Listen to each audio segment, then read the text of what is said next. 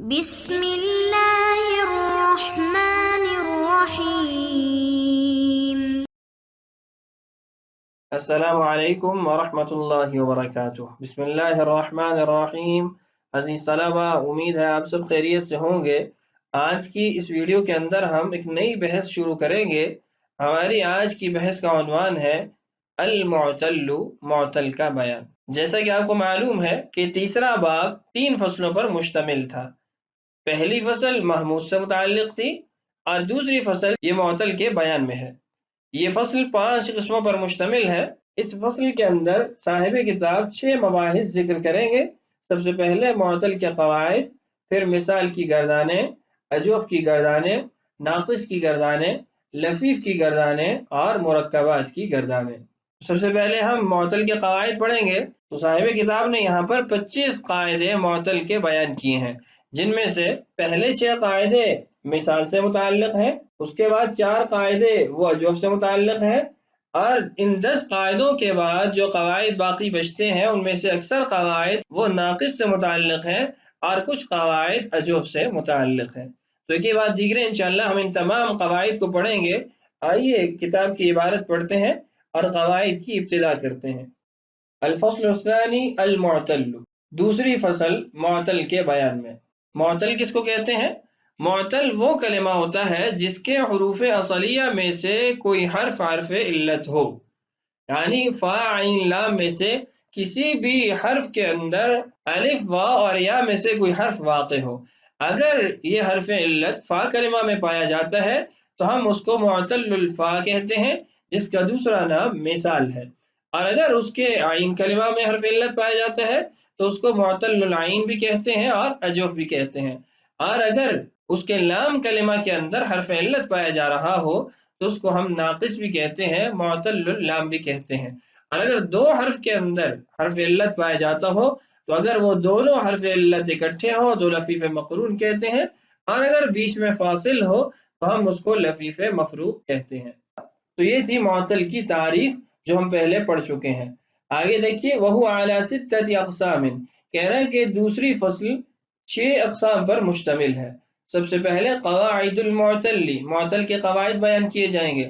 اب معتل کے قواعد کے اندر مثال، اجوف، ناقص، لفیف، ان تمام مباحث کو ذکر کیا جائے گا، ان کے قواعد کو بیان کیا جائے گا۔ اس کے بعد پھر تصاریف المثال، مثال کی گردانیں، تصاریف الاجوف، اجوف کی گردانیں، تصاریف الناقص، ناقص کی گردانیں، تصاریف اللفیف، لفیف کی گردانیں، تصاریف المرکبات، مرکب کی گردانیں۔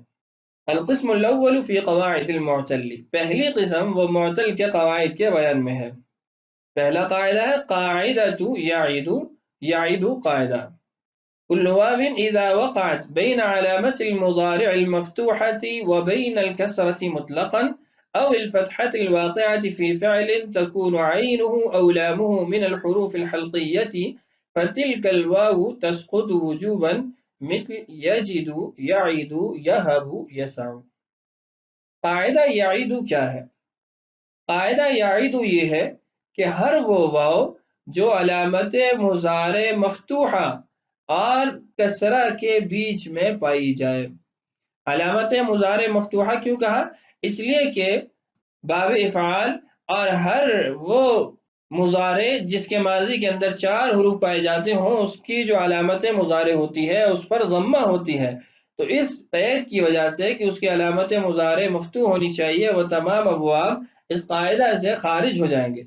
اس کے بعد دوسری چیز وبین الکسرۃ مطلقا، کوئی بھی حرف ہو اس کے اوپر کسرہ ہو، یعنی واو اس سے قبل علامت مضارع مفتوحہ ہو اور اس کے بعد کسرہ ہو، یہ پہلی صورت ہے۔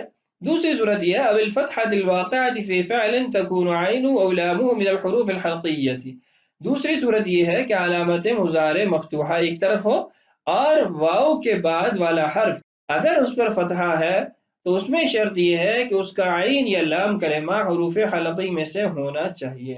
اب ان دونوں صورتوں کے اندر پہلی صورت علامت مضارع مفتوح، اس کے بعد واو، اور واو کے بعد کسرہ پائی جا رہی ہے، کوئی بھی حرف ہو کوئی قید نہیں ہے، اور دوسری صورت یہ ہے کہ علامت مضارع مفتوحہ کے بعد واو ہے اور واو کے بعد فتحہ پائی جا رہی ہے، لیکن جب واو کے بعد فتحہ ہو تو وہاں پر یہ شرط ہوگی کہ اس کے عین یا لام کلمہ میں سے کوئی حرف حروف حلقی میں سے ہو، یعنی حمزہ ہا، عین ہا، غین خا میں سے ہو۔ اب ان دونوں صورتوں کے اندر حکم کیا لگے گا، قاعدہ کیا جاری ہوگا؟ فَتِلْكَ الْوَاوُ تَسْقُطُ وُجُوبًا، ہم اس واو کو وجوبی طور پر گرا دیں گے، ساقط کر دیں گے، صیغہ سے ختم کر دیں گے۔ مثال سے بات سمجھیے، یجدو، اب یجدو کا ماضی ہے وجدہ، واو فا کلمہ، جیم عین کلمہ، دال لام کلمہ۔ اب مضارع کے صیغے میں دیکھیے، یجدو یا علامت مضارع ہے، اس کے بعد جیم اور دال ہے جو عین اور لام کلمہ ہے، فا کلمہ تو یہاں موجود ہی نہیں ہے۔ فا کلمہ کیا تھا؟ واو، تو اصل میں صیغہ کیا بنا؟ یوجدو۔ اب یوجدو کے اندر آپ دیکھیے علامت مضارع مفتوح موجود ہے، اس کے بعد واو موجود ہے، واو کے بعد کسرہ ہے۔ تو ہم نے کہا کسرہ کی حالت میں ہم حروف کو نہیں دیکھیں گے، ہم واو کو ساقط کر دیں گے۔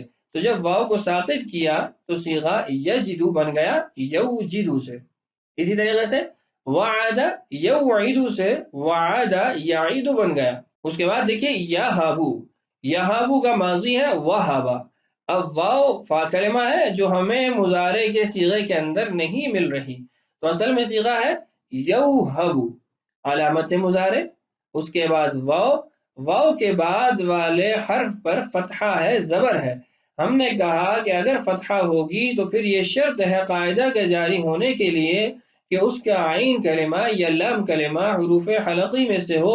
تو آپ دیکھیں یہاں پر ہا عین کلمہ ہے اور یہ حروف حلقی میں سے ہے، تو جب یہ دونوں باتیں پائی گئی کہ فتحہ ہے اور عین اور لام کلمہ میں سے ایک حرف حروف حلقی میں سے ہے، تو اس لیے ہم نے واو کو ساقط کر دیا، تو صیغہ یہابو بن گیا۔ اسی طریقے سے وسع یوسع ہونا چاہیے، لیکن ہم اس کو یسع پڑھتے ہیں، اسی قاعدے کے مطابق واو سے قبل علامت مضارع ہے اور واو کے بعد فتحہ ہے اور لام کلمہ یہاں پر حروف حلقی میں سے ہے، اس لیے ہم نے واو کو وجوبی طور پر ساقط کیا، تو صیغہ یسع بن گیا۔ آگے صاحب کتاب نے ایک نوٹ لکھا ہے، الملاحظۃ، اما الذين يبينون هذه القاعدة بين الياء علامة المضارع والكسرة أصالة ويجعلون الصيغ الباقية تابعة للأولى، هذا كله تطويل بدون فائدة۔ کہہ رہے ہیں کہ بعض صرفی اس قاعدے کو یوں بیان کرتے ہیں کہ یا جو علامت مضارع ہے وہ واو سے قبل ہو اور اس کے بعد کسرہ ہو تو ہم اس واو کو ساقط کریں گے۔ پھر سوال یہ ہوتا ہے کہ جن صیغوں کی علامت مضارع یا نہیں ہے، تا ہے، حمزہ ہے یا نون ہے، تو اس کے اندر پھر ہم کیا کریں گے؟ تو اس کا جواب یہ دیا جاتا ہے کہ دیگر تمام صیغے پہلے صیغے کے تابع ہوں گے، اس اتباع کی وجہ سے وہ قاعدہ ان کے اندر موجود ہوگا۔ کہتے ہیں کہ یہ بحث کو طوالت دینے والی بات ہے، اس کا کوئی فائدہ نہیں ہے، اس کے بجائے ہم یوں کہیں کہ علامت مضارع مفتوح ہونی چاہیے۔ وہ علامت مضارع حروف عطینہ میں سے کوئی بھی ہو سکتا ہے، حمزہ ہو، یا ہو، نون ہو، تا ہو، جو بھی ہو، علامت مضارع ہونی چاہیے۔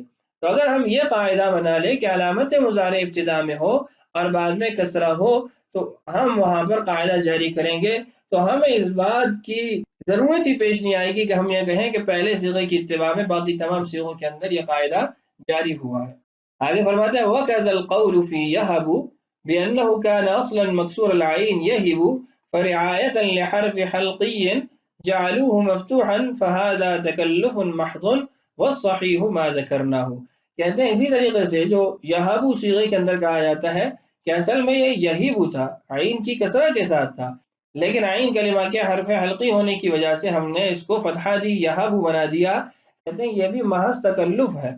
صحیح بات یہ ہے جو ہم نے ذکر کی ہے کہ صرف کسرہ کے وقت قاعدہ جاری نہیں ہوتا، بلکہ جب واو کے بعد فتحہ موجود ہو تو ہم عین اور لام کلمہ میں جب حروف حلقی پائیں گے تو قاعدہ جاری کر دیں گے۔ مزید اس قسم کی تفصیلات اور تعویلات میں جانا یہ بے فائدہ ہے، بیکار ہے۔ تو صاحب کتاب نے جو یہاں پر قاعدہ ذکر کیا ہے اس کے مطابق کسی قسم کا کوئی اشکال باقی نہیں رہتا، نہ ہی کوئی اعتراض پیدا ہوتا ہے۔ تو ہمارا قاعدہ یعید مکمل ہوا۔ اگلے اسباق میں انشاءاللہ ہم دیگر معطل کے قواعد پڑھیں گے۔ اللہ تعالیٰ سے دعا ہے اللہ تعالیٰ ہمارے لیے ان اسباق کی تکمیل آسان فرمائے۔ اللہ تعالیٰ ہم سب کا حامی و ناصر ہو۔ السلام علیکم ورحمۃ اللہ وبرکاتہ.